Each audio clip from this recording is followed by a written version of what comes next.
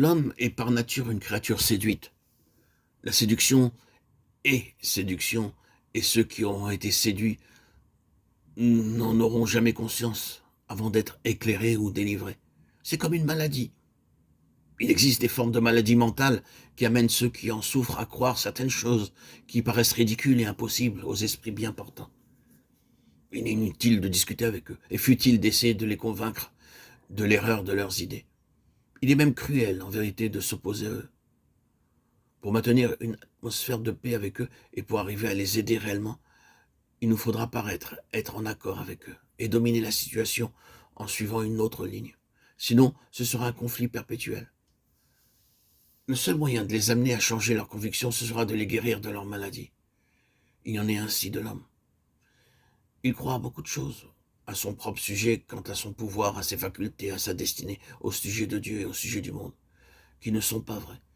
Il prend certaines choses pour d'autres, mais il ne peut pas voir qu'il est séduit. Il est inutile de présenter des objets qui sont des réalités devant un aveugle et de lui dire de les voir. Et il est ridicule d'être surpris ou contrarié parce qu'il ne les voit pas. Ainsi, les Écritures nous disent, l'homme naturel n'accueille point les choses qui sont de l'Esprit de Dieu. Il ne peut les comprendre. Le Dieu de ce siècle a aveuglé l'esprit des incrédules. 1 Corinthiens 2,14, 2 Corinthiens 4,4. Si nous remontons à la source de cet état de séduction, nous trouvons qu'elle a son origine dans l'âme.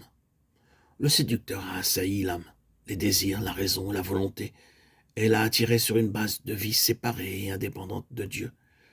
L'intention, c'était de posséder les choses en soi, dans l'ego, le moi, au lieu de les avoir en Dieu, dans la dépendance de lui.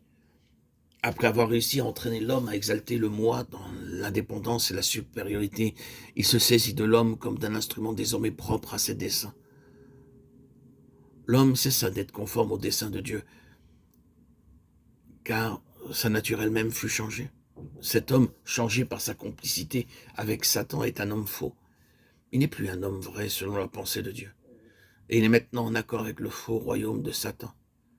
L'histoire de l'homme dans son état naturel, c'est l'histoire d'un mensonge, d'une nature fausse, d'une fausse attente, d'un faux espoir, d'une fausse foi et d'un monde faux. La fin de cet homme-là, de ce monde-là, est une déception triste et tragique. Avec l'aide d'un esprit qui, tout en existant encore, n'est plus en communion vivante avec Dieu.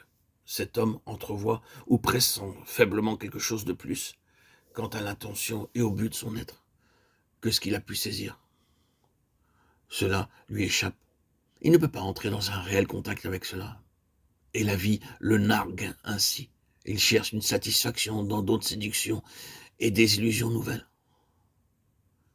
Il y a ainsi une partie de la création de laquelle la parole de Dieu dit qu'elle a été assujettie à la vanité. Romains 8, 20. La conscience est encore plus ou moins active, mais toujours pour accuser ou excuser, sans jamais approuver.